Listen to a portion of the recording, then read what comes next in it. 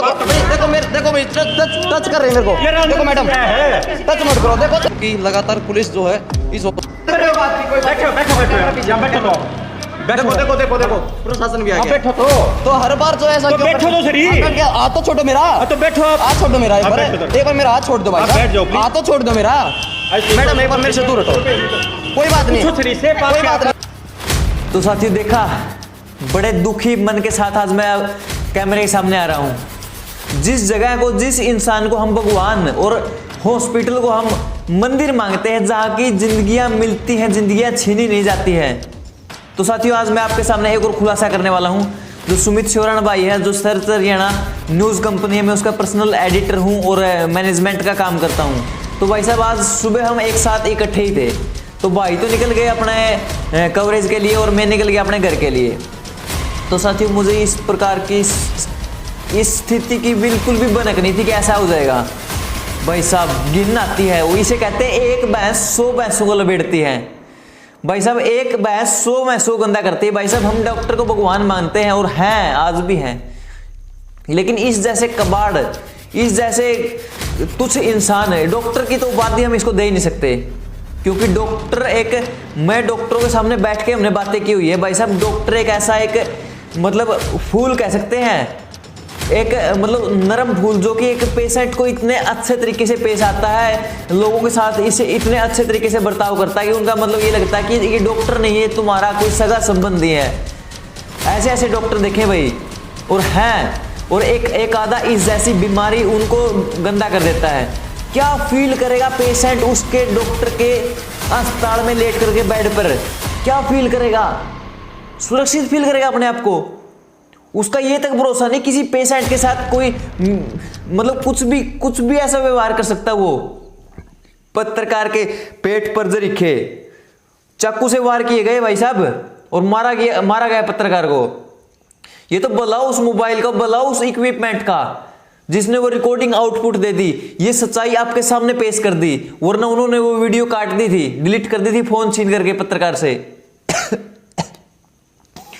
बहुत ज्यादा गलत हुआ, बहुत ज्यादा गलत हुआ भाई साहब। आपके सामने सच्चाई है, बाइकआउट करो ऐसे डॉक्टरों को, जो भी ऐसा समाज में ऐसा तुच्छ प्राणी दिखे। और सभी देखो हाथ जोड़ करके मैं रिक्वेस्ट करता हूं, प्रार्थना करता हूं सभी पत्रकार साथियों और सभी सोशल मीडिया इन्फ्लुएंसर से, जो भी यूट्यूब पे फेसबुक पेजेस पर काम करते हैं, भाई एक हो जाओ, भाई एक हो जाओ, वरना हम यूं ही पिटते रहेंगे।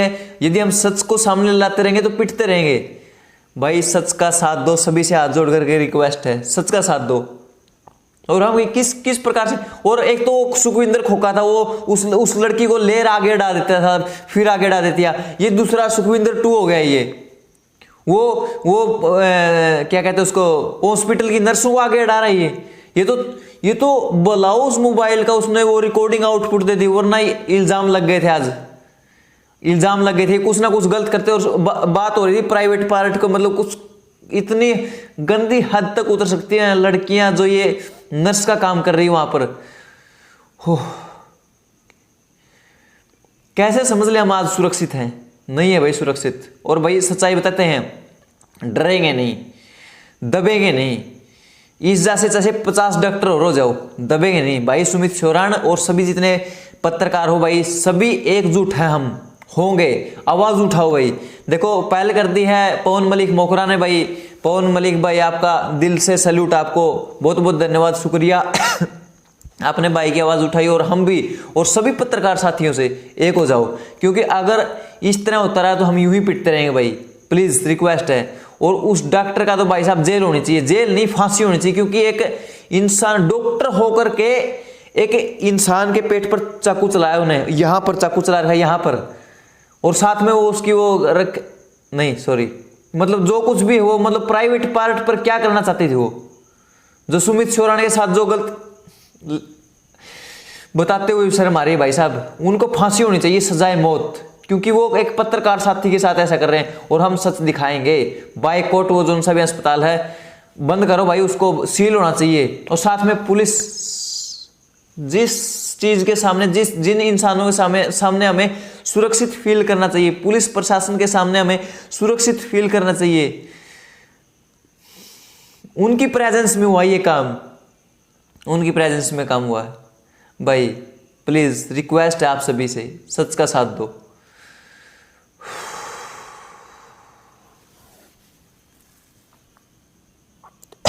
क्या बोले